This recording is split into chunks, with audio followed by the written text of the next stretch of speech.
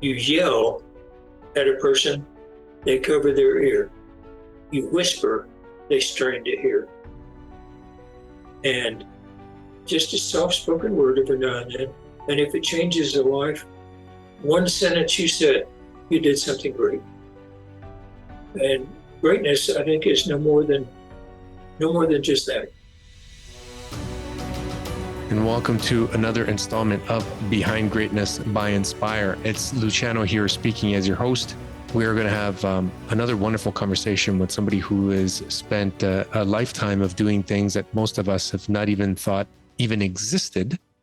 And this is part of the reason why we wanted him on the program. And we feel very fortunate, very lucky to have him here.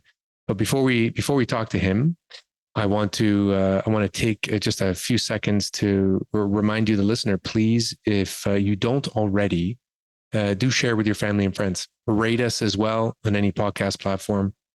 We are on virtually every podcast platform. If you feel it in your heart to donate as well, we are a registered charity, a not-for-profit. We've been a not-for-profit since 2011 and a registered charity for about a year and a half. Podcast is only 3 years old. We do one episode a week, and we're not stopping. And that's because we keep meeting people who pique our curiosity and who remind us that we know nothing. That's what's exciting, very exciting for us. And we want to bring that to you, the listener. So if you do feel inclined to donate, you can just go to our website, behindgreatness.org, and you can see where to plug in the magic. So we're joined by Leonard, also known as Lyn Buchanan, at his home in New Mexico. He is the executive director of Problem Solutions Innovations, PSI, which started as a small data analysis company in Washington, D.C. area in 1992 after Lyn's retirement from the U.S. military. In late 1995, when the U.S. government declassified their remote viewing project, information became public about Lyn's prior involvement with that project as one of the unit's remote viewers, database manager, property book officer, and as the unit's trainer. Public demands for training and applications became great, and PSI moved into the remote viewing field full-time, bringing with it Lyn's extensive databasing capabilities. And at the present time, PSI possesses the most complete body of data on the applications of remote viewing in real-world applications. You can see a little bit more of Lyn's work. I say a little bit because Lyn's got a hell of a lot to share, and you can't possibly share it on the two websites we're about to share. So one is crviewer.com, and the second is, which is the newer adventure, that we'll talk about as well, remoteviewranch.com. So again, remoteviewranch.com. And he's got two books, or he's written two books, one in 2001 called The Seven Sense, and his second book, which is fiction, which is entitled Gravity Can Be Your Friend. And what's the subtitle to that book? And it can also get you killed. It's about police work in space. Of course. Of course. All right, Lyn. Thanks again for coming on the program. It's very, very cool of you. Thank you. Well, thank you for inviting me. It's actually an honor. Thank you. It is very nice. Very nice of you.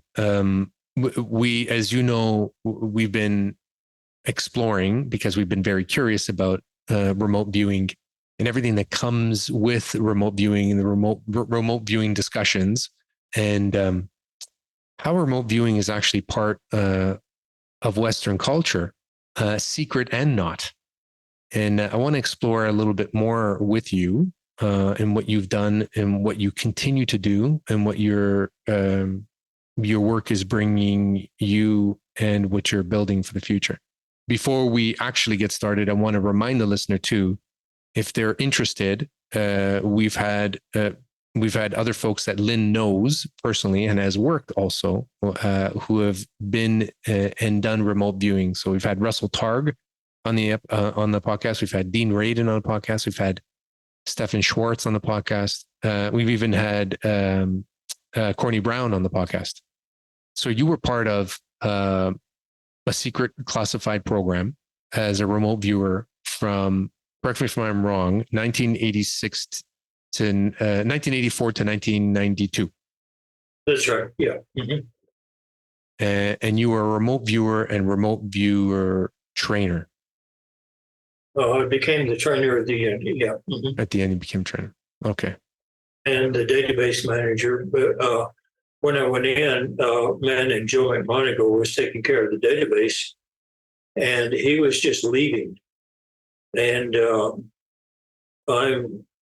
I do databases. I mean, that's program and run them and all that. And so I took over that job, but also I was there to be a viewer. And so I got training and became the viewer, the database manager, all that stuff, many hats, small unit.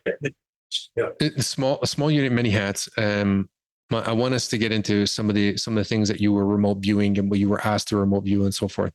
Before we get there, because it's going to make sense for the viewer to know a little bit more about the lead up to that kind of work, because nothing happens by accident, obviously. No. And you mentioned Joe McMonagle. When we were speaking to Russell Targ in the early 70s, he said that Joe McMonagle was one of the most talented remote viewers on the planet at the time. Oh, I'll agree to that. Yeah. Yeah. Maybe we can get him. Fantastic. Now, he was not, he's a natural psychic, one of the best I've seen. And these days, once it became public, all psychics started calling themselves remote viewers because it had because the thing we did had scientific backing. Mm-hmm. Actually, what we did in the military unit was different from almost every other form of psychic functioning. It was developed in the laboratory. We developed it further through databasing, trial and error, heavy documentation, oversight committees just on us all the time and all that, Mm-hmm. And so it is actually almost a completely different field. But right now, anything psychic is called remote viewing. But the controlled remote viewing that was in the military, different thing. Yeah. Yeah, you mentioned a quote, what Russell Targ told you once. So speaking of which, I'm going to couple it with a quote that came directly from you. But you said Russell used to say that remote viewing is wasted on using it for spying. The real reason for it is to get in touch with God. Oh yeah, and Russell is very focused on that. And it's true, personal development. As you learn the controlled remote viewing, the personal development just multiplies. You wind up being a totally different person, really. And Russell found this out very quickly, and he went into that. Of course, at the same time that it is for personal development, it's complex, it's scientific, and I like to say it's like joining the Marines to learn how to fold your underwear. It's a really complex thing, and you can develop yourself in other ways, but this will do it for you, it really will. And so, along with the personal development, you've got the needs of the world around you. You've got missing children, missing soldiers, captured soldiers, crime, missing evidence, space research, medical research, and you've got the needs of the real world as well as the inner world. All right, so let's jump into it. You said, I had the most interesting job in the world. Oh, yeah, absolutely. Yeah. Let's set the let's set the story here. For those 8 years, you were a part of a small group of people, 5 or 6 people at any one time. Is that right? Usually at any one time, we had a maximum of 6 people in the unit who were viewers. Yeah. Who were viewers? Then we had a secretary and a director, Okay. and then an operations manager. Those 3 people. But other than that, it was at most 6 of us. Yeah. And what were you employed to do? What were you doing? What were your tasks as a remote viewer? When a task came in from one of the 3-letter agencies or from somewhere, it came in through the director. The director then sanitized it so that we would get no information about it. Gave that to the operations manager. The operations manager picked a project manager for it. Project manager developed totally neutralized tasking, and we did the viewing. And so you would have no knowledge of what the objective was or who you're looking for. Nothing. No, if you do, your logic kicks in, right? Your imagination kicks in, and all that. So it was like, this is project 970408, question 3. What's the answer? Just like that. And with nothing more than that, you just went ahead and did your work. The project manager, by the way, was always one of the viewers. So you had one of the viewers who had knowledge of the project? No, they only had knowledge of the coordinates that they were going to give you. This is project 970408. Okay. And so you were asked to view a whole bunch of things over those years. One of them was the actual. You were asked to. Well, let me see here, because you gave me one story here. Well, so your mission was to collect. Let's go back a little bit. Your mission was to collect intelligence, and only on foreign targets, unless otherwise assigned by Congress. Right. It's it sounds like just a throw off saying that take an act of Congress to get us to do that, but that's true. To collect intelligence on a U.S. citizen had to have congressional approval. Mm-hmm. And it was originally Presidential Order 11905 wound up being presidential. That was superseded by Presidential Order 12333. But we were absolutely forbidden to view U.S. citizens unless there was a proven reason that was, approved by Congress. Yeah. Did you ever work on one on a domestic, on a U.S. citizen? We didn't always get feedback, and so I don't always know whether I did or not. Mm-hmm. We do our work and our work in. I don't know how many times I would sit at my desk and say, what the hell am I doing here? They give me numbers, I write down words, I hand it in, and then I wait for another set of numbers. What am I doing here? You said was to get part of this mission as well is to get into the minds of foreign leaders. Yeah. And you were tasked with projection of potential possibilities of what adversaries were going to do in battle. Yeah, there were 2 levels of getting into the minds of foreign leaders. One was a personality assessment, where you go in and you assess their personality, their intentions, their mood swings, and everything else, and all that. The other was plans and intentions. And that's where you go in and you get actual plans and intentions for the next day of battle, for the next election, for the next whatever. And, for their economic plans and intentions, things like that. maybe now's the time to ask. Let's define what remote viewing was, or what remote viewing is, for the listener, for the first time listener to this sort of subject.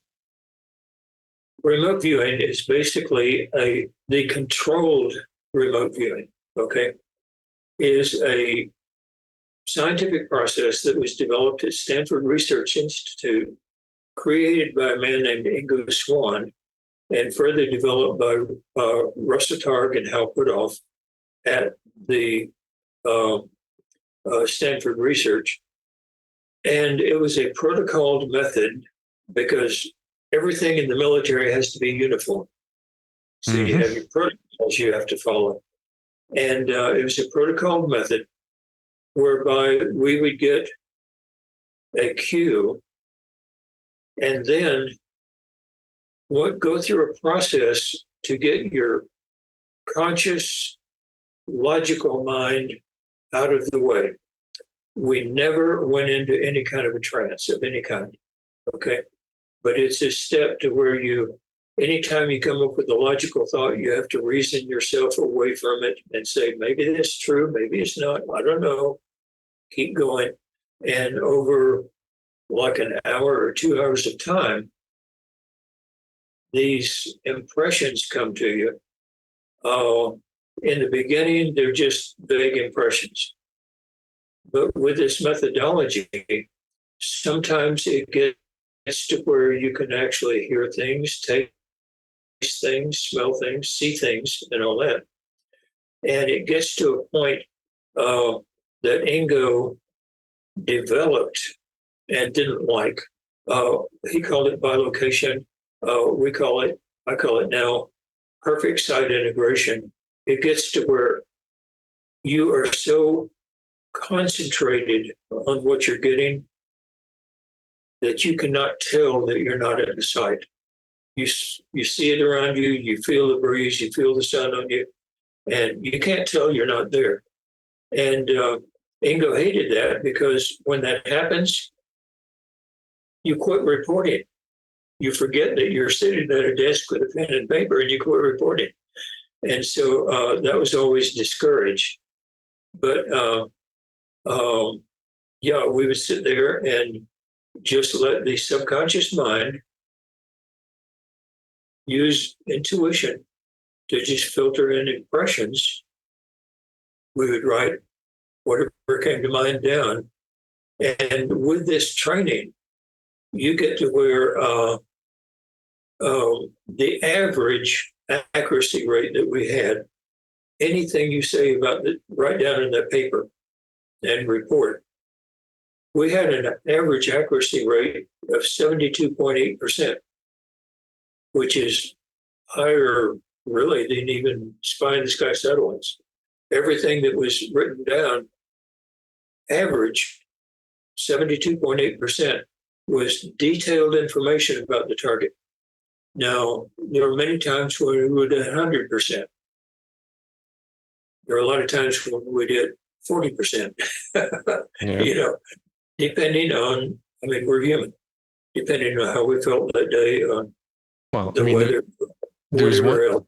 Sorry to interrupt here. You gave me a story about wretch, scaredy, scaredy, which at the surface could, you can feel free to tell the story, but that could have been a failure of a project if you didn't quite pay attention to what was being said. You want to give that story? That was a practice project that Dave Morehouse was doing. I was the monitor on that.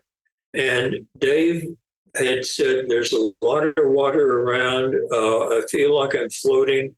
And he said, and I'm leaning over, and he was getting close to that bilocation thing. So you have to ask a question to keep him out of it. And I said, okay, well, what do you hear?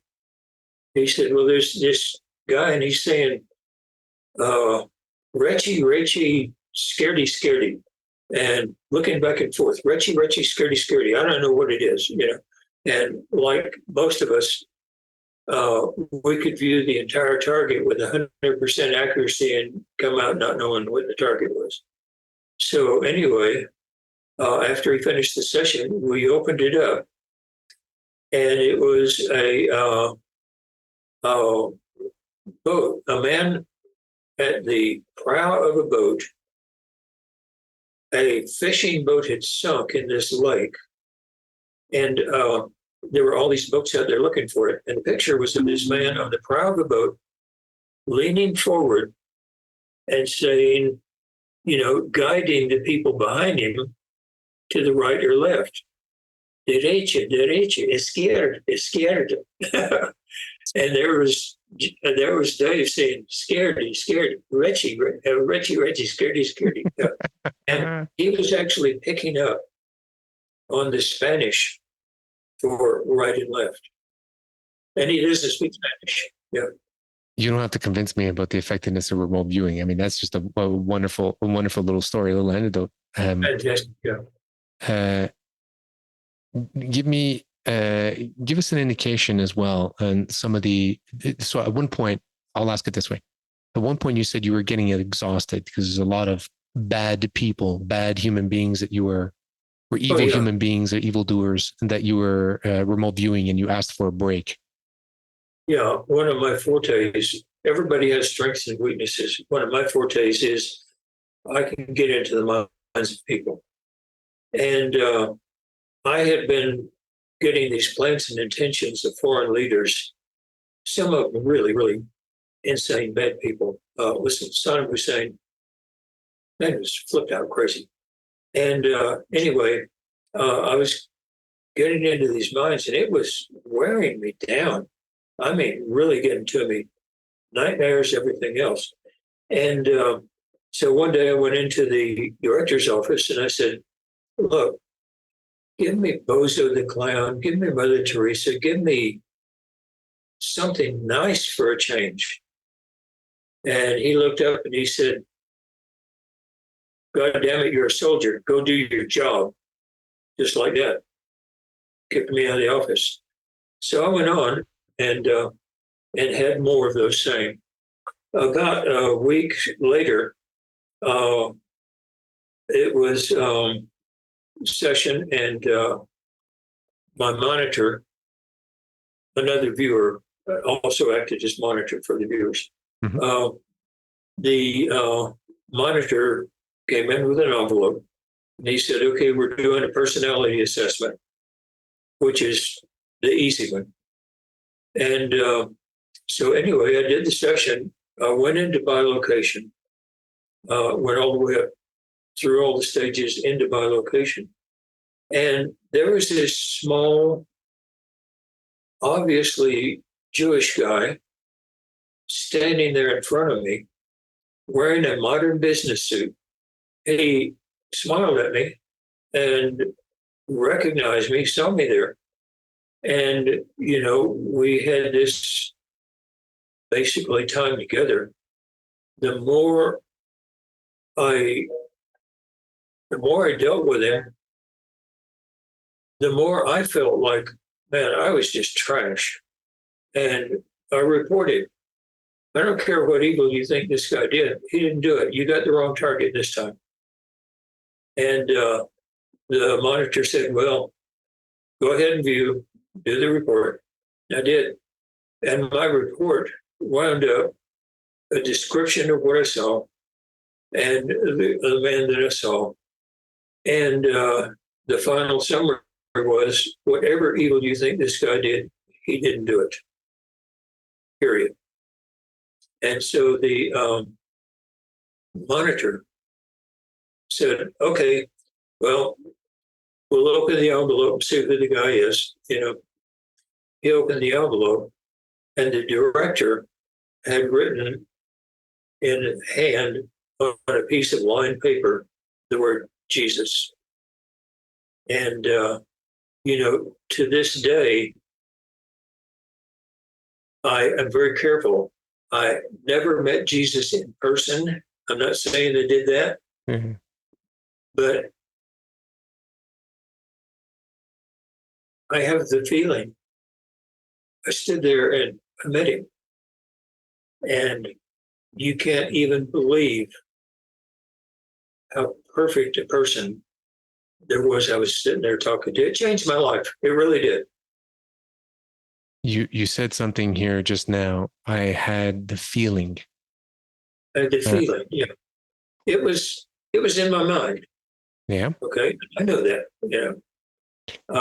One of the problems with many natural psychics is they get to a point where they confuse real world with mental world, and it starts to blur for them. And with the protocol process of controlled remote viewing, you can't do that. Yeah. You said 2 years later you had a practice session. Remember the story that you told me? Oh yeah, I had a practice session, and I could ask you. I could ask you to recite stories all day long because I'm like that. But it's but please bear with listen, we did thousands and thousands of them. On the one later, it was a sealed envelope, and again, I had the bilocation experience on this, and I was standing in the dark, but there was this little circle of light around me. I couldn't see where the light was coming from, and I looked around and never found anything. And so at this place, I was standing there in this little circle of light. And I said, anybody here? Anybody want to tell me anything? Give me something. And I heard this very, very soft voice say, I'm not here to give you something, but I will give anything through you. And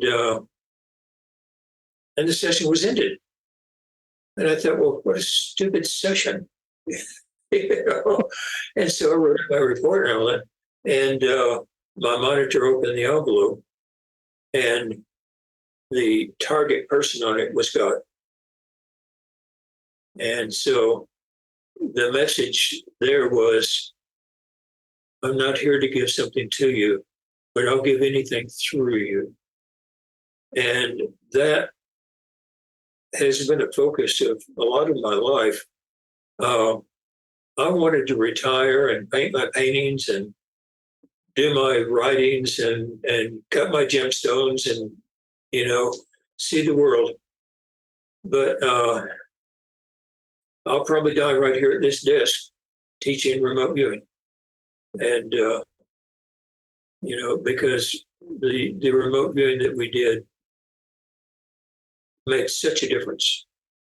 And there are many people, I would say that almost everyone in the United States, at least, and in other countries too, even in Russia and the Arab countries, have someone at home today because the information we gave stopped a battle and they didn't come home in a bag, in a plastic bag. Yeah. So let's talk about some of those stories in a moment too, because I want to go through some of that because there is some sounded like you did years of really fulfilling work in helping save people. Very. Yeah. The ones we did get feedback on, it was great. It was like cool water in the desert. Cool water in the desert. Well, even afterwards, you worked with a lot of, I say a lot, that's my word, but with several police agencies as well to help train or locate victims of kidnapping and such.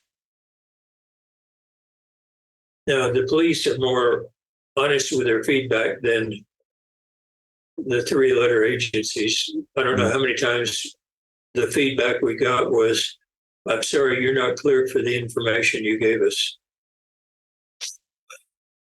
What are you going to do? You're a cog in the wheel. But I think the point there, permit me to say this, is that wheel believed and wrote procedures on non-local consciousness activity, i.e. remote viewing. Oh yeah. That's very real. We weren't a unit. We weren't a unit that got formed and then just continued on in secret. We were formed 1 year at a time for a little over 18 or 20 years, and every year we had to go before Congress and before other committees and prove ourselves before we could continue as a unit for the following year. And you did every year. And we did every year. Yeah. Well, why was it declassified? Like I've read up on why, perhaps, but I'm not sure. You're a guy on the inside. What was it declassified in 1995? One of the viewers, a guy named Ed Dames, was out spilling secrets and telling classified information. They had to respond. And so, in typical order, the CIA came out and they said, yes, we had such a unit, but they weren't any good, so we disbanded them. And that was it. But the information still was there. People kept asking about it. Pretty soon, the Freedom of Information Act made it so that certain things could be told about the unit and what we did. And as people found out more and more information, there was more and more demand.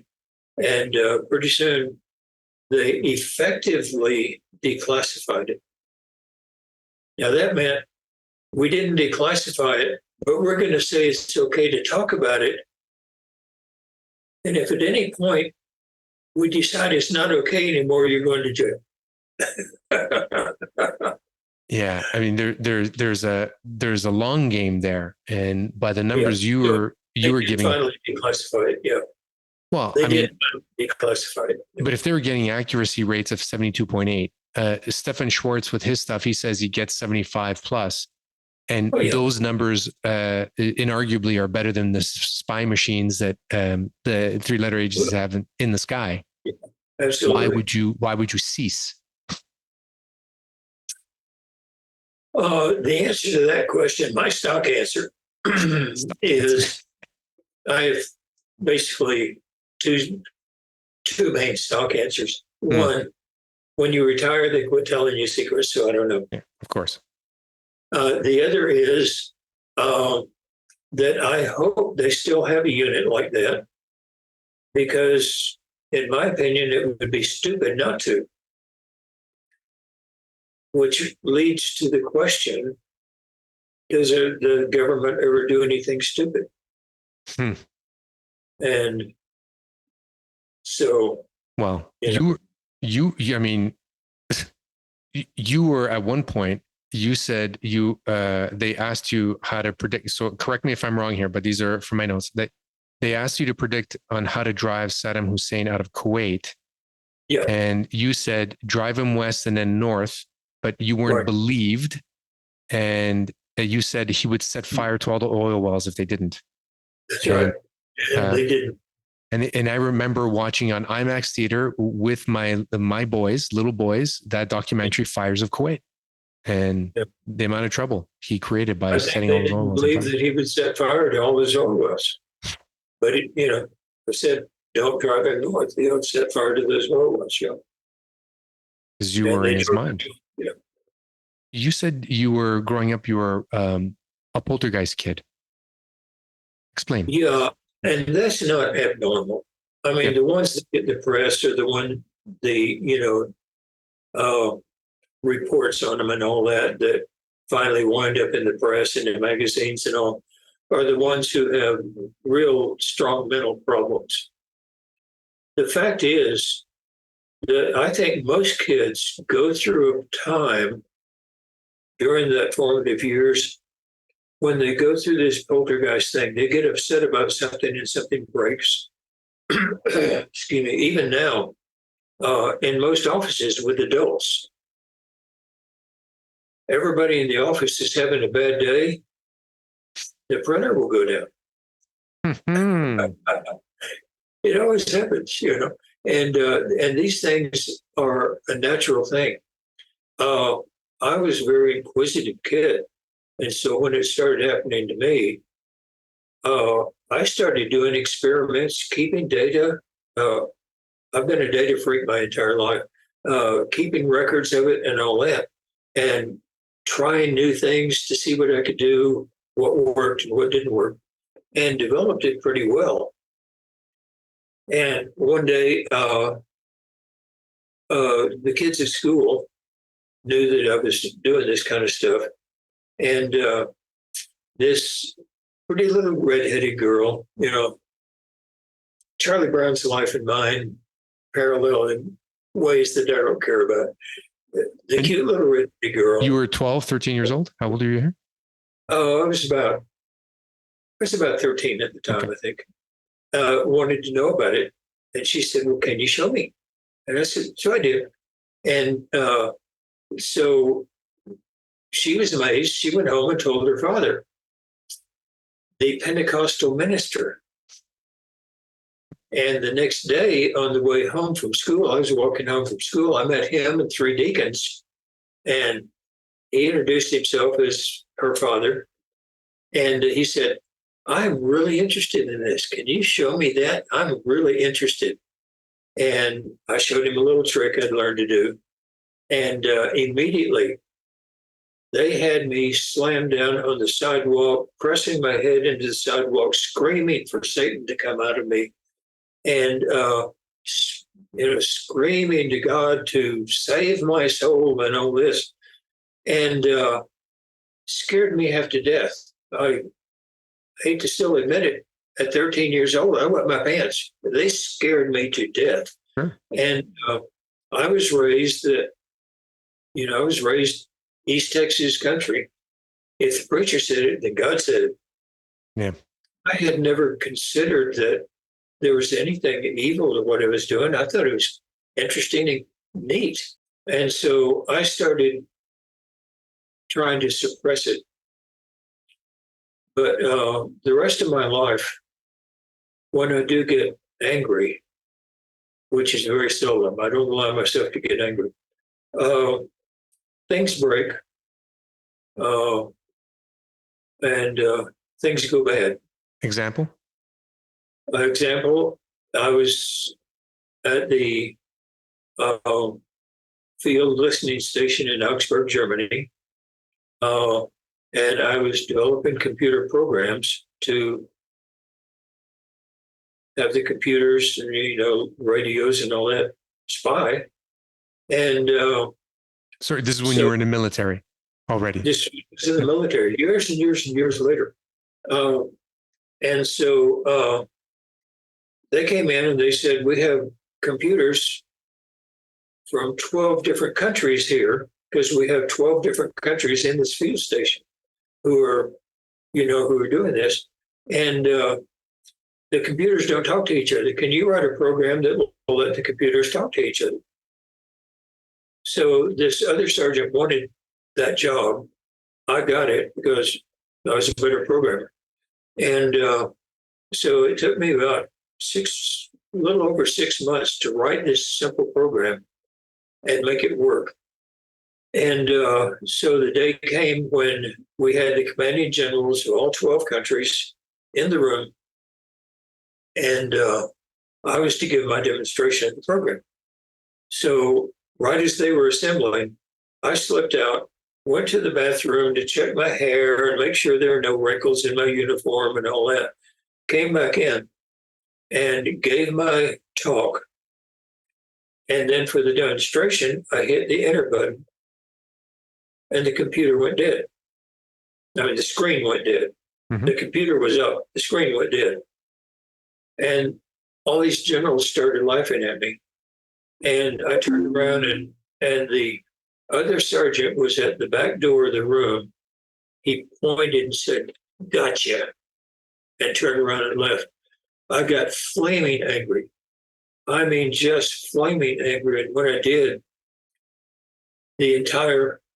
all the computers in the entire field station, the mainframes, everything went down. We were totally, no more operational than if you set a brick out in the middle of the field. And so anyway, for an amount of time that is still classified, we had no basically electronic spy operations on the Russian and East German border. Come to find out years later, theirs had gone down too. They didn't have anything. Wow. So while we were sending people on the regular bus, and they would bring crossword puzzles and all that, and make sure that it was looking like business as usual. The East Germans were doing the same at their field station. And you took so everybody anyway, down. Yeah. General Stubblebine, the head of the Intelligence and Security Command, got wind of this. And I thought, nobody's going to believe what I know happened. But he had trained people. He was looking for this type of talent.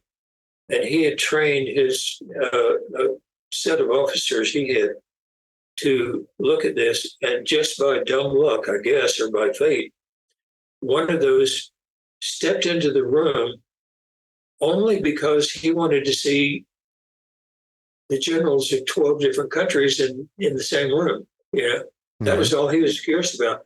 He saw what happened, recognized it, and reported it to General Stubblebine. So about 2 months later, General Stubblebine came out to the field unit and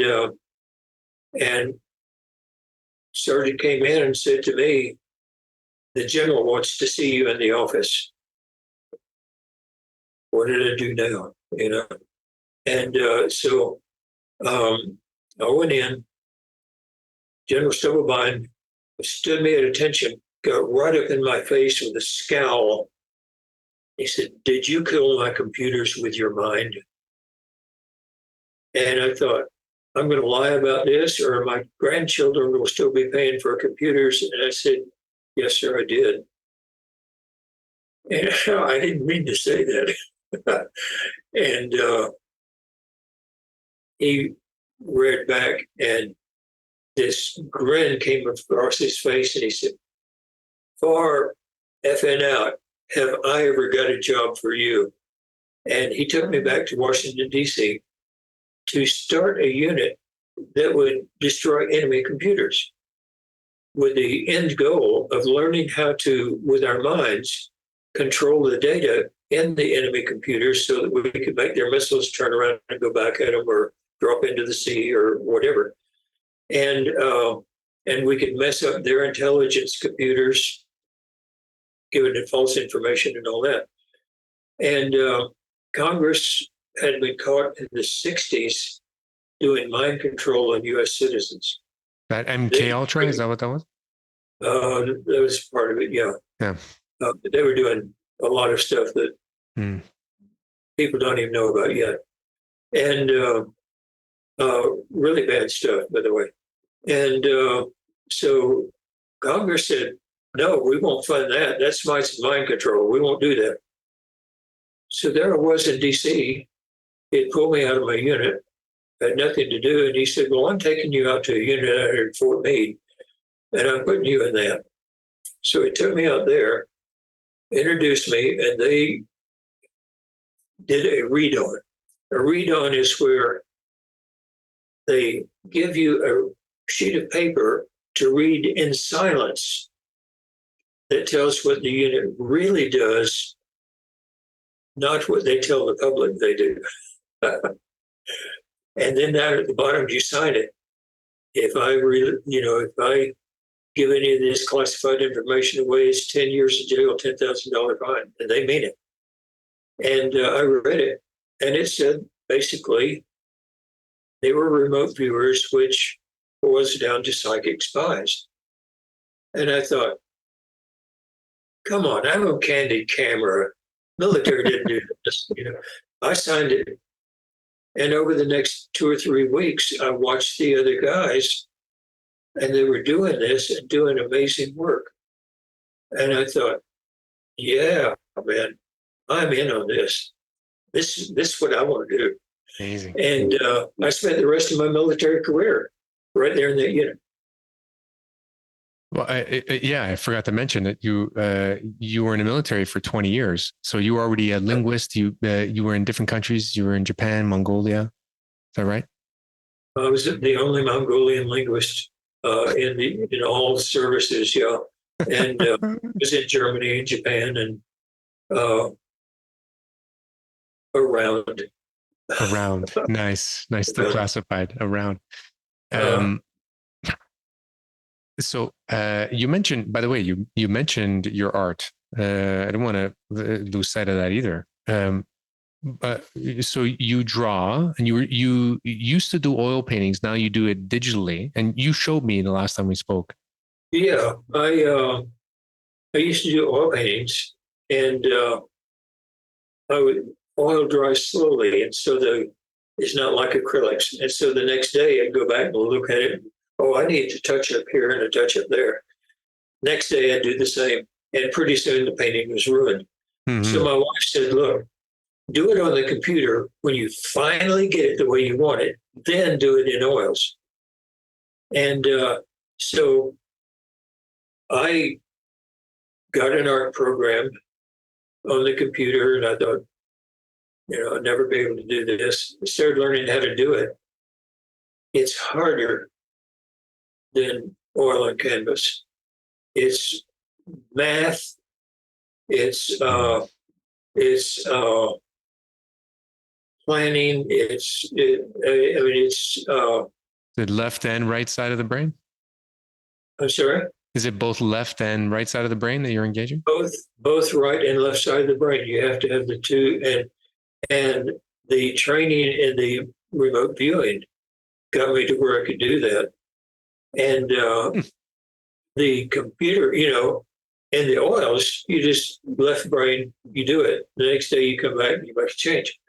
But in the computer, you do it as you go, and it requires both sides of the brains working, and fascinating work. And and I've stayed with computer art ever since. I don't use CG, computer generated graphic. I don't do that. You work from scratch, brother. Yeah. Never thought to ask this until now. When you were doing your art, so cutting gemstones is something else that you enjoy doing. You mentioned that to me. When you were engaged in these activities, are you, or have you also bilocated like you did when you were remote viewing? Oh, in the art activities? Yeah.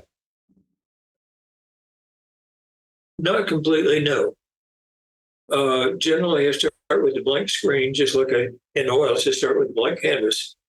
And I just sort of dream about, think about something, plan something, idea comes to mind, so I put it down, and start it.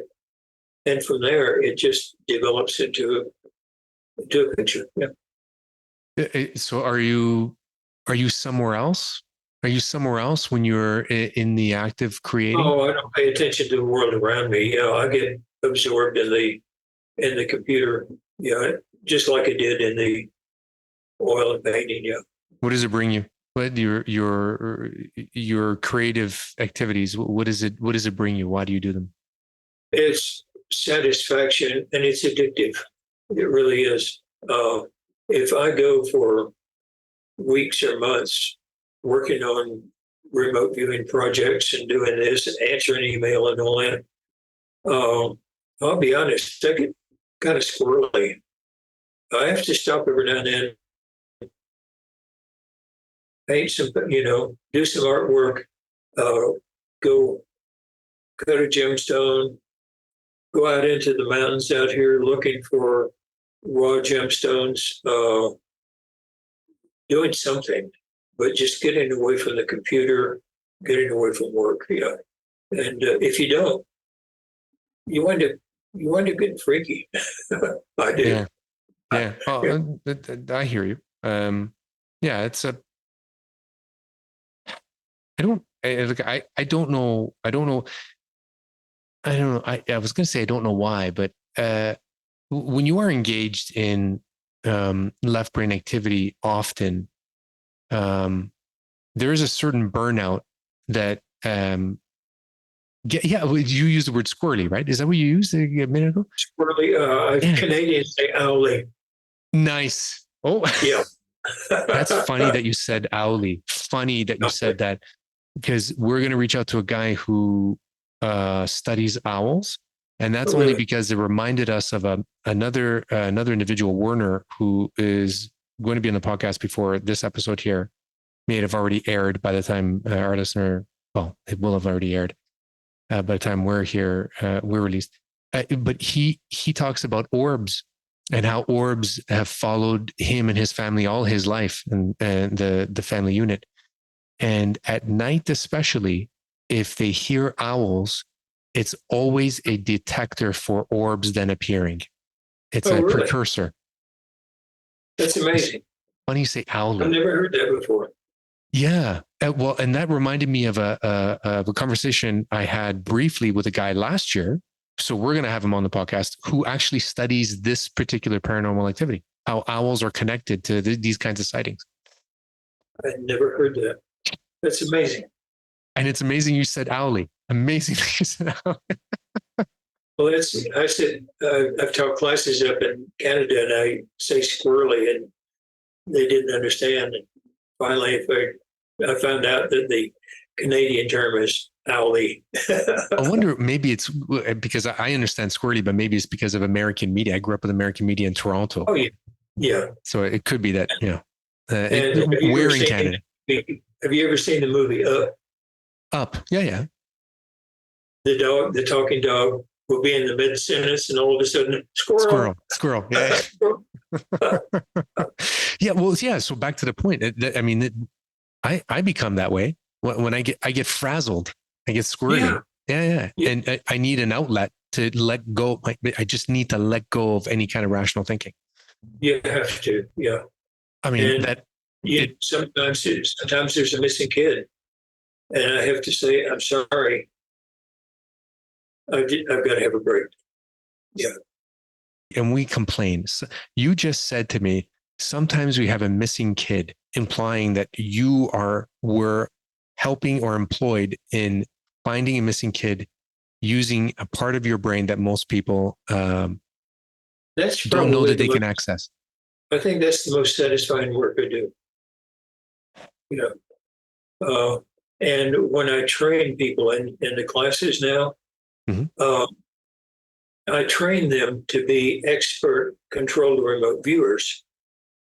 But in the back of my mind, there's always that stack of missing kid cases that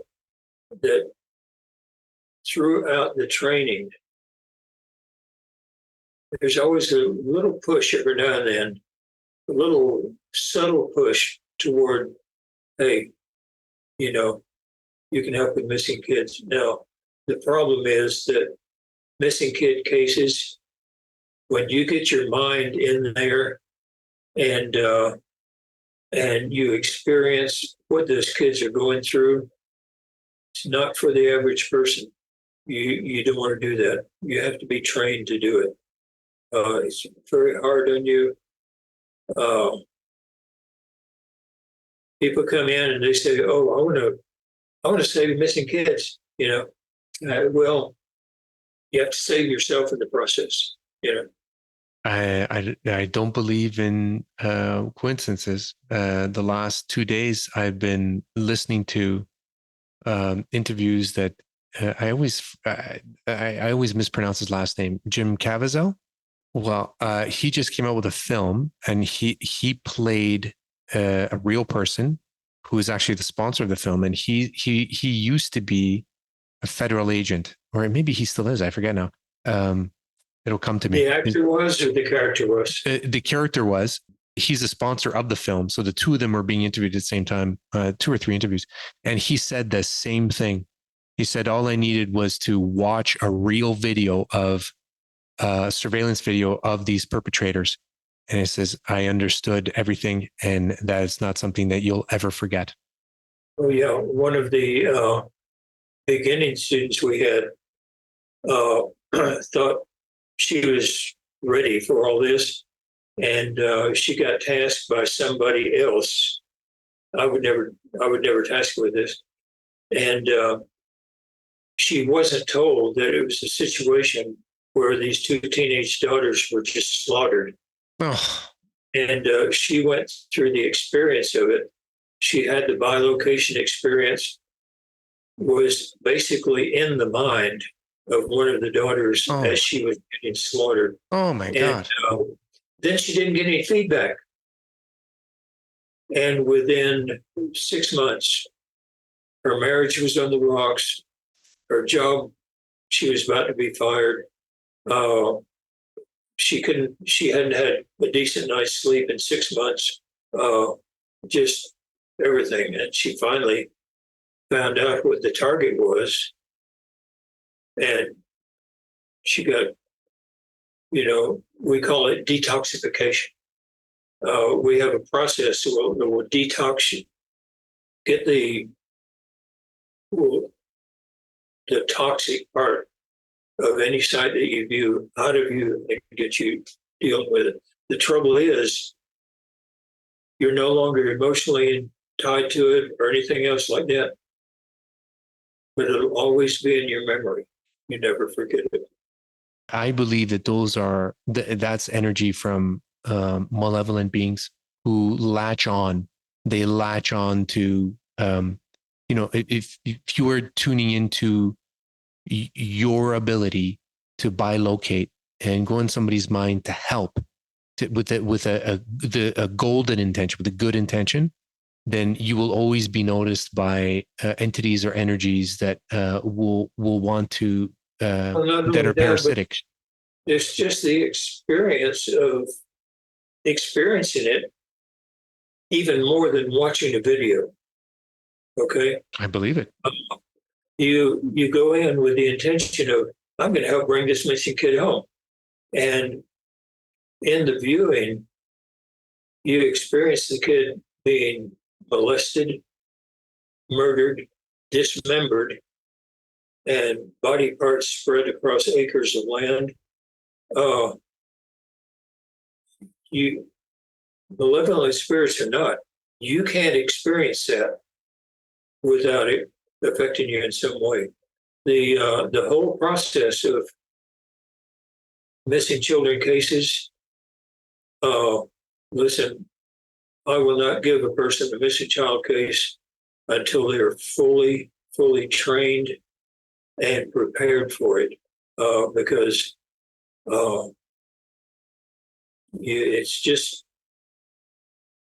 it's an ideal thing to bring home a missing kid, but the reality of it is that in this controlled remote viewing process, you often experience the target. The scarring. And, so I try to dissuade people from doing that. Yeah, didn't expect to talk about this.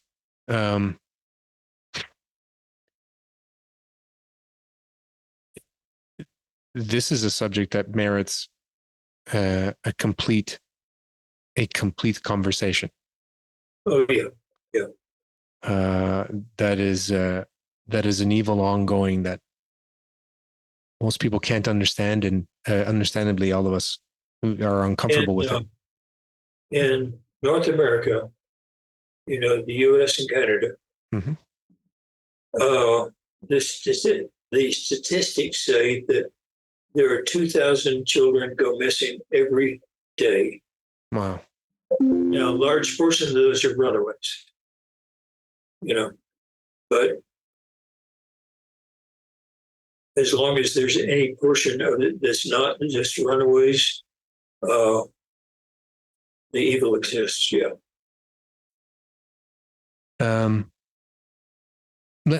Let's switch gears a little bit, Lyn. Yeah, that's kind of got dark there, didn't it? Well, you know what? Yes, but that's still a reality that we can't be blind to.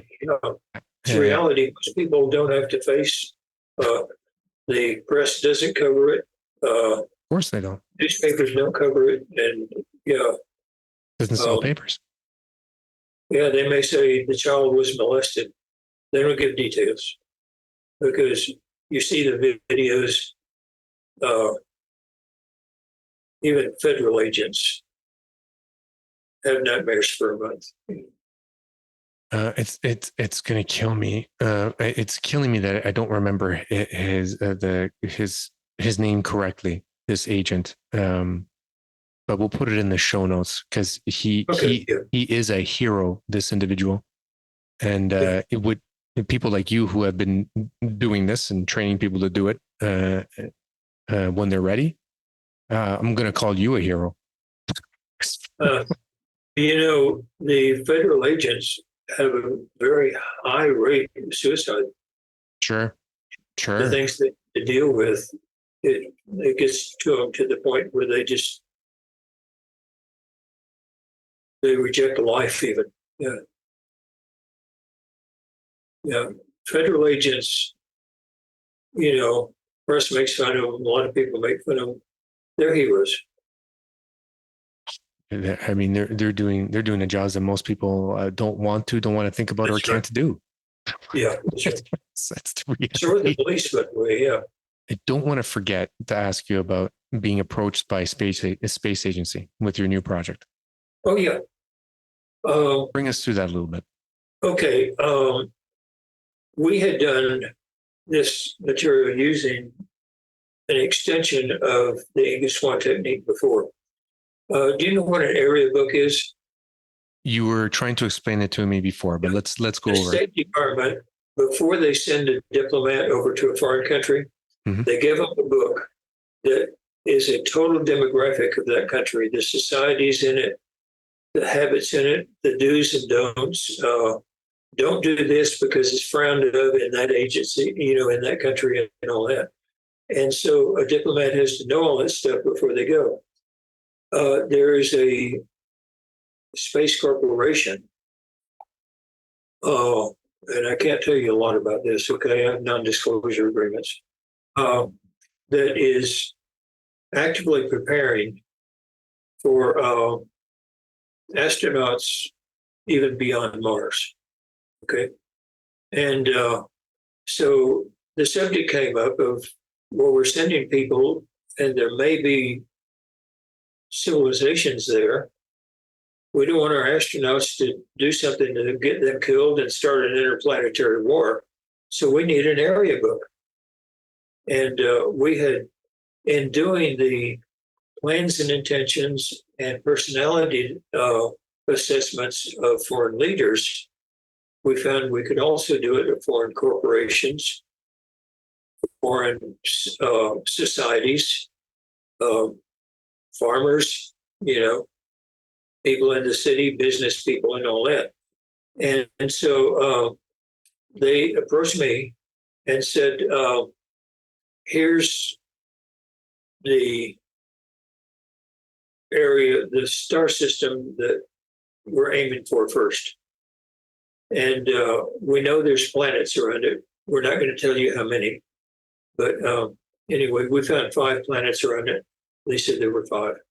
And they found this by the wiggle of the star as the planets go around it. It makes the star wiggle through space.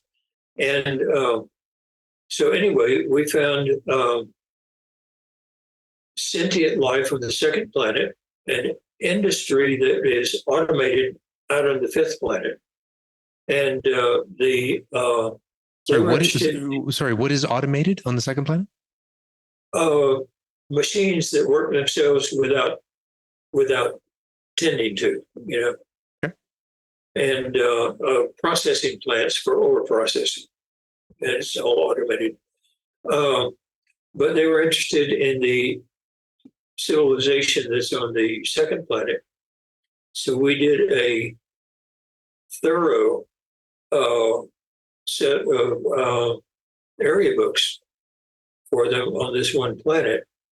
And the ETs there are not smart. They probably average IQ is around 90 by our terms. Very congenial, very friendly, but they have their own, their own patterns of operation. They have their own ways of doing things, ways of not doing things, and all that. So we did an area book. And later it came up that we could, we started training people to do this by taking societies that had left one country and moved to another country. We would do a demographic of that country and then a demographic of the people who left this country to go there. Mhm. And we found that we could make charts of these, lay the one chart over the other, and where the parts of the chart matched, those were the places where the two societies would work in cooperation. Where the parts of the chart didn't match, that's where there's going to be conflict. And so we've been training a few people very slowly to do that. And so with this thing of people coming across the U.S. southern border, just flooding across, they're going to New York City, they're going to Arizona, they're going to California, Florida, and all this.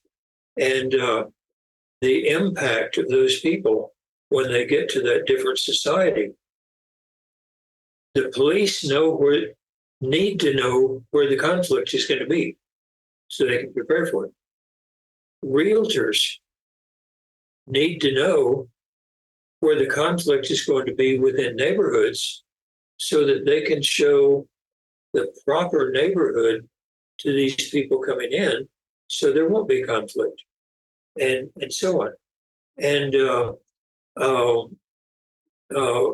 just societal differences, religious differences, and all that can cause serious conflicts. By doing these area books and demographics, we can predict what these conflicts are going to be for the police, for the churches, for business people, for advertisers. Advertisers now in a situation will either advertise to the people who are already there or different advertising to the people coming in. But we can show them where the areas of cooperation are going to be so they can do one advertising and cover both. And so save advertisers millions of dollars. And so you're doing this with your group or your remote viewers for extraterrestrial civilizations who might be visiting here? Is that we have done that, and they are visiting here, and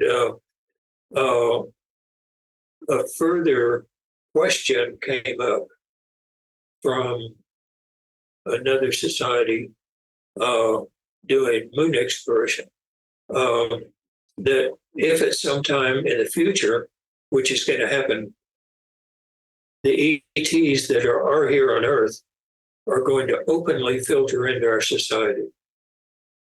Okay? We can prepare for what the conflicts and cooperations are going to be. When we go to another planet, we can prepare for what the conflicts and cooperations are going to be. And this is using the English one technique, and it works. So you've remote viewed extraterrestrials that might already be on the planet or are already on the planet? Did I understand that correctly? Yeah.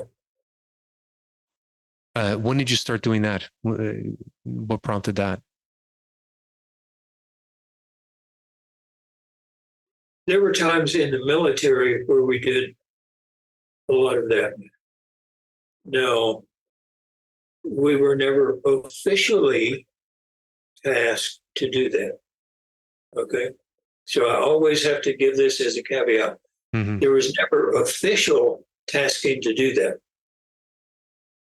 But if a 3 or 4 star general comes up to your desk and says, "Hey, would you do me a favor, Sergeant?" You're going to do the general a favor, right? Yeah. Yeah. But I always have to give the caveat. We were never officially on paper. Fair. Tasked to do that, yeah. And so you did find. Yeah. Sorry. So we're talking back in the 80s when you were doing this, you did find other races, extraterrestrial races here. Oh, it was found before that. Yeah, it was found back in the late 60s by Pat Price. It was working with Hal Puthoff and Rossiter. And he found basically 4 locations on the Earth, where there are now extremely strong evidence and evidence that we're getting, proof that we're not getting, that those are real. And on one of those, they sensed that he was there viewing them. And it scared him, and he backed off. But since there have been viewings of those 4 places and others. Yeah. Wow. And this is taking it into the weird, you know. No, I'm not afraid of the weird. Okay, good. Yeah. I can imagine how many people just clicked over to another channel or something. Well, but that's okay. Our core listener, I think, is just as curious as we are when we ask these questions. So you have viewed them, you have found them. Have they viewed you? Has there been a communication via remote viewing or bilocation? When I was viewing the one where Pat Price was noticed, they noticed me there too. And basically, they let me know is, hey, we don't care. Take a look around. See what you want to see. We're doing fine. And they didn't care. But it scared Pat Price to where he quit doing that altogether. But mainly because when you're doing the controlled remote viewing, one of the features of controlled remote viewing over psychic remote viewing is you can't get caught if you're doing it right. With psychics, they view a secure site over in a foreign country, and there's guards walking around with guard dogs. The guard dogs are going to alert. Yeah. And that gets reported. With CRV, animals notice. Yeah. With the CRV and with the controlled remote viewing, not even the animals alert. You get in and get out. The thing is, if they report that, they go to plan B. And all the information you got is no longer useful. Yeah. With controlled remote viewing, you get the information, they don't know you're there, so the information stays useful. This is one of the big reasons for controlled remote viewing rather than using psychics. Okay, so I'm super curious here. What are these extraterrestrials and why would they be here and where are they? So 3 questions. Oh, listen, everybody thinks them and us. Okay. Yeah. There's actually them and them and them and them and them and them and them and them and them. And they're all here for each for their own reason. So you can't say, what are they here for? Sure.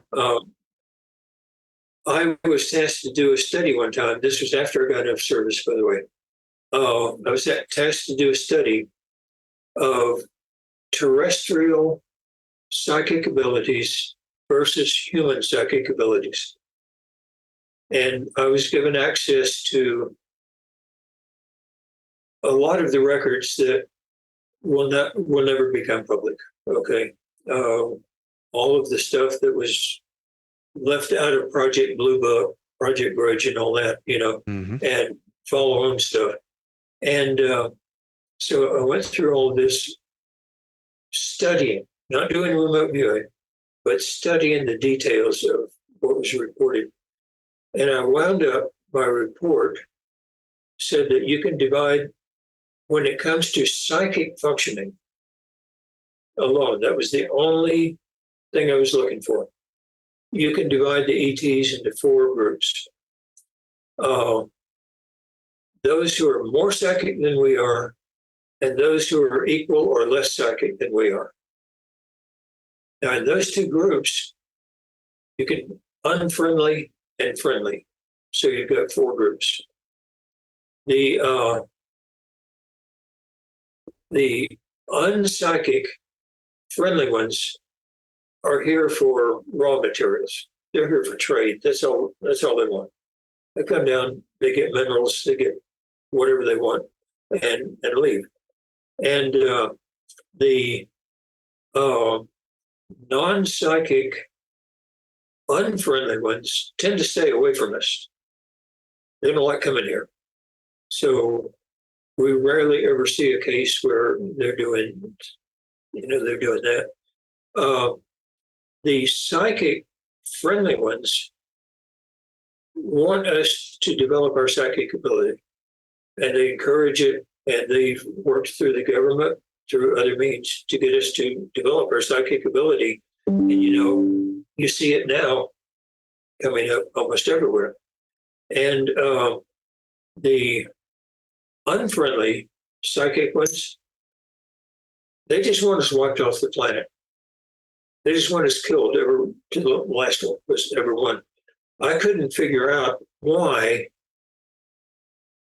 what the motives for those two were.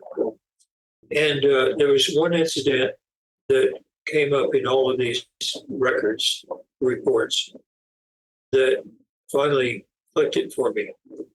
These guys were at the edge of a lake camping, and they saw an ET coming up across the lake, and they stood there and watched it.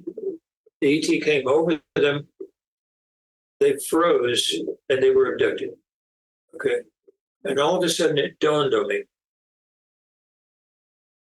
The ETs that did that may have tremendous psychic ability to where they can freeze you and abduct you and all that. Mm-hmm. They don't have any range. They have to be right over you. And so what I deduced from that one episode, was that although we have weak psychic ability, it's almost completely untrained in our society, we can see across time and space like we're looking across a room. And our psychic ability has no range limits in time or space. And so for those who are friendly to us, they know that when we get out into the universe, we're going to be a power to be dealt with, which is why they want to be our friends and develop this and use it. Those who are unfriendly to us know that we're going to be a power to be dealt with. That's why they want us wiped off the planet. Why does this even exist? Why are... Because they're there, they're here. Everybody, they're here for different reasons. We want to go out there for all the different reasons. And it's going to happen. And do you know where they reside, where they are, where they're located? No, I don't. I have never. I have the good remote viewing ability and accessing mental, subconscious minds and all that. Mm-hmm. To be honest about it, I am a truly crappy dowser. I can't douse worth anything. And to douse the universe, no, I don't know where they come from. Yeah, we learned dowsing with Russell Targ. Okay, that's good. Well, I guess, I have a lot of questions, but two more questions for sure. Okay. What do they look like? Can you describe? The ones that I have met are the grays. Okay. There are some that are just, I would describe as insectoid. There's another group that I have met that are like 6 to 6.5 feet tall, very tall, generally just muscled up. Look like Arnold Schwarzenegger on a good day, and just dumber than a rock.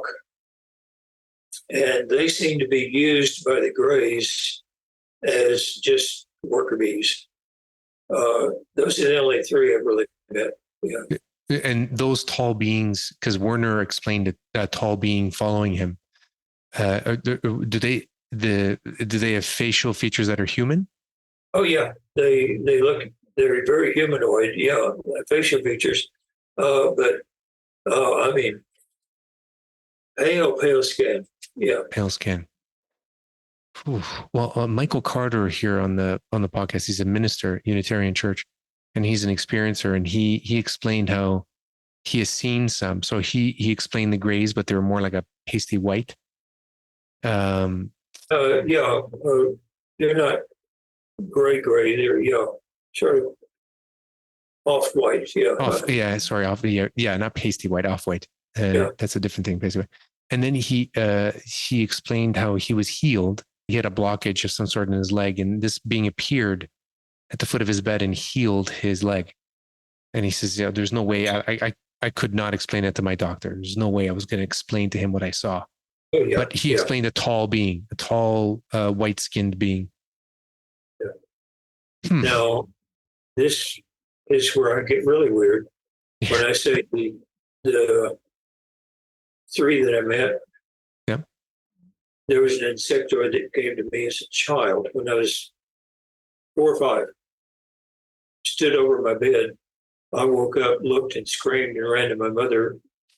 And I was wide awake. I saw it, and I know I saw it.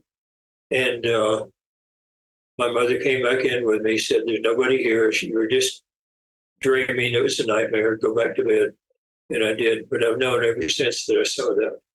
When I was a minister in East Texas, there was one night when I was moving from one parsonage, that one church, moving my family to a parsonage at another church. And my family had already moved. I had moved all the furniture and everything out to the U-Haul and made a pallet in the floor. I heard something land in the backyard. Now, the parsonage there is 1/4 mile off the highway. And, the backyard, there's no road to it. I heard something land in the backyard. And I tried to get up to go see what it was, and I was frozen. I couldn't. And this is not remote viewing. Okay. And I heard some people coming around in the grass, coming to the front window. The next thing I knew, I was sitting in a row of seats in a very well-lit place. There were some windows over to the side, and I realized we're flying, And there was this old lady sitting beside me. She was scared to death. I tried talking to her, and all of a sudden, this big, huge, muscled-up, extremely pale guy came into the room. And I said, anytime I fly, I always get a window seat. I don't like the inside. And so I said, "Excuse me, can I sit by the window?" He got this look of total fear on his face and turned around and ran out of the room. And a few minutes later, a gray came back with 3 of those big white guys kind of huddled behind the little gray as though, protect us. And he tried to put me to sleep. Couldn't. So finally he said, "We've got work to do." He took me up front. I kneeled down beside him as he flew the ship. And this is all in Jim Mars's book, Alien Agenda, a total account of it. But with me kneeling down, my eyes were at his level of his eyes, and he was standing up. So he was that size. And so he was explaining the operation of the ship, of the panel. At one point, I said, "Well, can I try it?" He said, "No, your hands are too small. Human hands are too small." Well, I have very large hands. So he put his hand up, I put my hand up, and it was close to the size. So he said, "We'll let you try it." He stood over me as though, if you wreck the ship, I'll get to catch you, And I tried it, and I made lots of mistakes, but did some. And so anyway, then we landed in a spot, and he told me, "Go back and sit down in the other room." So I went back and sat down. These tall white guys came, filed us out one by one onto this dirt path. And we were not on Earth, I know that. And the path led up to a hilltop little pavilion. And the little gray came up, grabbed me, and said, "You don't want to go up there." And so I sat down on the hillside with the little gray, and we talked. There was stuff going on up there that sounded like I didn't want to go up there. And so anyway, at the end of it, we all filed back onto the ship. And I said, "I'd like to remember this." And he said, "You won't." Well, the next morning, I woke up standing at the back window of the parsonage, not knowing why in the world I was standing at the back window. I couldn't, took me 10 minutes to think, oh, yeah, I'm moving today. So I went back in, picked up the pallet, stuck it into the U-Haul, and drove off. And I had the feeling like I was forgetting something. For the next 25 years, I couldn't leave the house anywhere we lived without the feeling I was forgetting something. I'd go back and I'd check the electricity, the heat, everything. One day when I was in the unit, it was a Sunday, we were leaving for church, and I went back to check the house 5 or 6 times, and my wife started making fun of me. She said, "Did you check the basement?" I said, "Yeah, I checked the basement." "Did you check the gas?" "Yeah, I checked the gas." "Did you check the, and all that?" "Yeah, I checked that." And she said, "Did you check the backyard?" And when she said that, the entire experience came back to me. And I just crumpled. I sat down on the steps and I just, and I finally convinced myself, this is stupid. This never happened. So the next week, I assigned coordinates to it, gave it to the other remote viewers in the unit, and said, "This is project number such and such. Describe it." They all described the experience I had. And so I thought, well, they're just reading my mind. Telepathic overload. Nah, no. About a week after that, I was up at the Defense Intelligence Agency, up on the 7th floor, going to the director's office up there. And was walking down the hallway, and 2 men in black stepped out into the hallway, pointed me into a conference room. I went in. They started asking me questions. And there's always an interrogator that's hired to do it, and then somebody from the unit that wants the information the interrogator gets. That's the 2 men in black. And the guy from the unit is supposed to sit over there and shut up while the interrogator asks. And he will ask you a list of 10 or 15 questions, repeatedly shuffling them up to see if you muck up, contradict yourself. Yeah. And it came to this control panel several times. And I hadn't told anybody about this. Somebody from the unit reported me. And so I described the unit, and they said, "Well, how does it operate?" And I described what I did to operate it. And the guy over there over to the side slapped his leg and he said, "So that's it." And all of a sudden I realized this guy has one of these and doesn't know how to fly it. And Holy smokes. I grinned, really big grin, and looked back at the interrogator and grinned. And they're trained not to give an emotional response. And he didn't give any emotional response, but I saw his ears turn beet red. I mean, you could tell he was steaming angry. And within about 20 seconds, he and the other guy were gone out of the room. And I was sitting there alone. And I was thinking, well, maybe there's something to it. About a year and a half later, we were on an assignment. I can't tell you where. And I saw an old Army buddy that I hadn't seen in years. I said, "What are you doing here?" He said, "Well, that's classified. I can't tell you." "What are you doing here?" "That's classified. I can't tell you." And so he said, "Well, what's your clearance?" I told him. And he said, "Let me see if I can get you in the unit, get you briefed." So he took me there, and it was a hangar. with all this airplane wreckage. And they were showing me how they rebuild the airplanes to tell what happened in the mid-air collisions and all that. And we walked past this one pile of wreckage, and there was one of these control panels. And I said, "That's out of a UFO." And in this Quonset hut type hangar, I mean, echoed.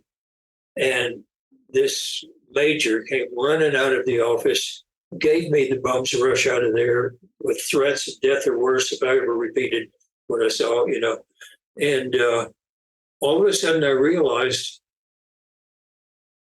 I think I was abducted. And so that's my abduction experience. So when I say I met the gray and the tall white guys, that's from a memory that I have come to believe is true. Okay. I still hold out. It may be my imagination or something. I don't know. I did not expect you to describe all this. We never spoke about this at all. Sorry to waste the time on your show here. No, this is not wasting anything. I didn't even know. Many of the guys. I'm in shock. Many of the guys in the unit have had abduction experiences. I believe it. Seem fairly common. Yeah. Okay. That the gray ET is that the gray ET with a high capability of psychism or low?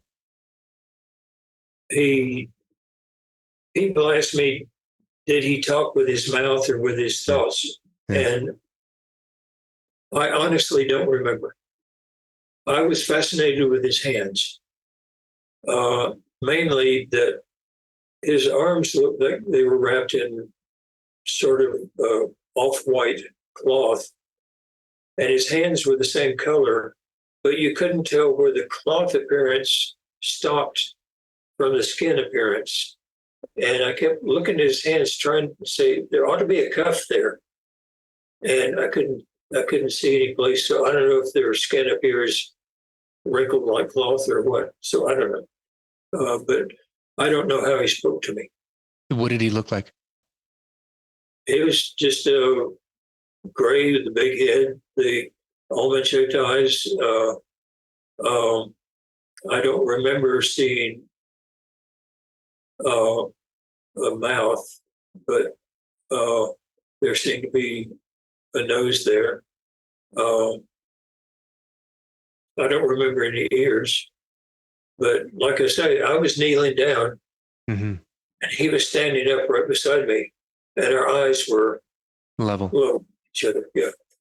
Yeah. Michael Carter described the being like that gray or off-white, called it off-white being, had like a skin tight, what looked to be like Reynolds wrap around his body. It's very, very thin, but but slightly wrinkled too on this one. Yeah. The kind of wrinkles you would have with Reynolds wrap that's not stretched tight. Yeah, like that. Yeah. What is? Do you know what the craft looked like that you were in? When we landed on that planet, there were two other crafts that I could see out the window, and they were sort of. I was seeing them from the side. They were elongated, pointed nose that was rounded, and they were black, shiny, and there were lines of people going up too, and our line of people waited until the line went back, and then ours went up. Human beings? When you say people, you meant human? Yeah. Did you recognize any of the human beings? Oh no, I didn't know any of them. Yeah, I was an East Texas country preacher. I didn't know any of those people yet. And so you said 25th. So this would have happened in the 60s? Yeah, in the 60s. Yeah, sometime in the 60s. It was I had reckoned that it was about 25 years before that incident when my wife said, Right. "Did you check the backyard?" Which is within those period of 8 years that you were working at the unit in Fort Meade. Yeah, and I had been there I was already teaching, so I'd already been there for 5.5 years in the unit. Late 80s then. We're looking at, or 1990, more or less. Late 80s. Yeah. Yeah. Question, another question for you that I wanted to ask before you even gave or recounted that abduction story. It took me right. See, I felt, listening to that, I felt I was being abducted. Like unbelievable. Unbelievable. I still hold reservations about it. Well, thank you for sharing. I mean, this is, yeah. We want to explore the what ifs and the why not. So like, we're not prejudiced against these things. It's your experience. Well, like up until that time, I thought I was one of the few people in the unit who had never had an abduction experience. Who had never had it. So Yeah. So your comrades, you knew about their experiences. Yeah, because I wasn't even supposed to be in that unit. I was supposed to be in a new unit to destroy enemy computers. Yeah, to destroy computers with your mind. I didn't forget about that. It's so interesting that you remembered this, and when you remembered this the next day or shortly afterwards, you were called into a room by a couple of men in black. It's about 2 weeks later. Yeah. Now I know how the men in black operate. They're not aliens and all that. Yeah. You have a unit that wants to know something, and they hire an interrogator. And they come in. The interrogator is not mean, is not threatening or anything like that, but he makes no response whatever to anything you say because he didn't want to encourage something either way. Of course. And he asks the same question in many different ways as though he doesn't understand what you're saying. Well, he knows exactly what you're saying. He's trying to get you to trip yourself up. The other person that sits over to the side quietly is the person from the unit that's hiring the interrogator, and he's listening to the questions and answers to get the information. And that's all it is. A lot of people think that the interrogator is belligerent to them because they'll start trying to make a joke, and there's no response, whatever. And so they, this guy doesn't like me, But that's what belligerent. It all sounds less an interrogation and more an intelligence gathering exercise. Well, it is, yeah. It's an interrogation, yeah. So in your remote viewing exercises or in your knowledge, your personal experiences, your personal experience, yeah. Have you had how do I want to ask this? Have you figured out or found out or get an inkling of how we human beings were created and by whom? No, I haven't. I find a lot of logic in the Anunnaki, and all that. Yeah. But that doesn't tell where humans came from. It just tells part of the development. And, there's all the discoveries like Göbekli Tepe, where outdate even cavemen. Yeah. There were civilizations on Earth before even the caveman. And so, I really have no idea. My problem is we're here. We're killing each other. We need to stop it. Yeah. Let's wheel back to your remote view ranch, because that's a project that you're working on now, approached by space agency. You said you're under NDA. You said there's also a museum of space history that is setting up shop, or did I write that correctly? Sorry? Museum of Space History? We're doing some research on, particularly right now on the Mars project. But I'm also planning to make it a teaching center for controlled remote viewing for all of the controlled remote viewing teachers anywhere, because although it's not centrally located in the U.S. North and South, it's centrally located East and West, easy to get to. And so we have been doing medical applications. There was a man named Staley Sava back in the early 90s who was doing research. That's a Siberian name, I think. He was doing research into getting intuitives to work with licensed doctors and practitioners to see if they could help in real, honest World War cases and help the doctors do their work. He paired me with Dr. Mann at the Cornell University Hospital, who was doing hypertension studies. And we did double and triple blind studies, keeping data and all that, and found that that it was possible using the remote influencing aspect of Inga's remote viewing to lower a person's blood pressure by at least 50 points. Now, the people he was dealing with always had, they got to his office, they were having systolic over 200, 240 and all that. And so what we found was that the remote viewing could not cure the hypertension, but it could save somebody's life when they were at a critical point by lowering their blood pressure around 50 points, could save them from a critical moment where they could have a stroke or something like that. And so, you worked on this? Yeah, we worked on this. Yeah, we did. We did 6 months of studies. Yeah. Amazing. So you were able to do, through your remote viewing, you were able to cure is the wrong word, but you were able to. Yeah, you enabled. He would have people on the blood pressure medicine that would track them for like an hour at a time, and he would send me a thing saying, "I have a patient on the medicine. On the machine, and see if you can lower their blood pressure." I would flip a coin. If it came up heads, I would do the remote viewing. If it came up tails, I wouldn't. Why? Why'd you do that?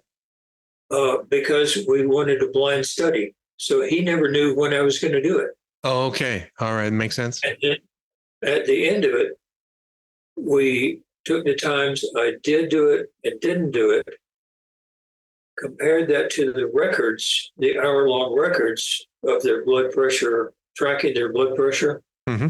We found that every time I did it, there was a highly significant, almost immediate drop in blood pressure.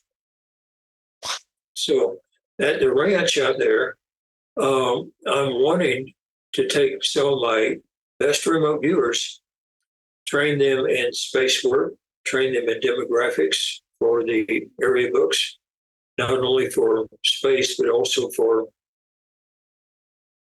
societies moving around on Earth, Turks moving into Great Britain, and things like that. And also the medical applications. In controlled remote viewing, you don't heal anyone. What you do is you get to their subconscious level, find out what the problem is, help them with the problem, and then set them on a path to healing themselves. And it becomes permanent. Whereas if you just heal a person, they'll get sick again. Mm-hmm. But if you teach a person how to heal themselves, it becomes permanent. It's part of what Ingo created. It is fantastic. It really is. Well, let me go to a quote that you had of your remote viewing practice session once, where the being told you, "I won't give you anything. I won't give anything to you, but I will give everything through you." through you. Yeah. We helped so many people in the military. We helped our government. And when I heard that they finally, about a year and a half after I got out of service, I heard that they had disbanded the project completely. Well, the fact is, they did that 7 times. Anytime people found out about the project, they would disband the project completely. The next day, they would deliver us some new stamps with new code words. Yeah. And it's, yeah, that old project's dead. You're in project now, or this, we'd have a new stamp and put on our reports and all that, So I really don't know whether there's still a unit or not. I hope there is. Last question. What is greatness to you? Greatness to me is, I think, doing great things. It's not about being great. It's by doing things that have an effect, have a great effect. And that doesn't mean a negative effect, a positive effect. And, sometimes that's nothing more than, I told my minister the other week, he was saying, go out and preach the gospel, and I said, no. The people I deal with, they tell me their problems, and I might slip in the word, well, you could pray about that. It's been scientifically proven that it works. And I have a very short poem I wrote. You yell at a person, they cover their ear. You whisper, they strain to hear. And just a soft-spoken word every now and then. And if it changes a life, then one sentence you said, you did something great. And greatness, I think, is no more than just that. You don't have to be great to do something great. Well said. Yeah, you're speaking to a father of teenage boys, and sometimes I raise my voice, and I don't like to do it because I know that the reaction that I get is the reaction I used to give, which is covering the ears. Oh, yeah. That's a beautiful human reminder. Lyn, I don't even know what to say. Thank you. Thank you. This is an honor being on your podcast. Yeah. Well, it's an honor to have somebody like you be so open about their experiences. All of them extremely unique, and I'm coming away from this conversation with An interviewer deeper asked insights. me, why do you think all these things happen to you? And my answer is, I think they happen to everyone. I just don't deny them when they happen, and I pay attention when they do. But I think it's common. Let's leave it at that. Beautiful final words. Thank you, Lyn. Thank you. Thank you. Hey, it's Enrico Colantoni here, actor, director, and dedicated napper. Like what you heard today? Make sure to subscribe to Behind Greatness and share with your friends. And consider donating to help us produce more great conversations at behindgreatness.org/donate. Until next time.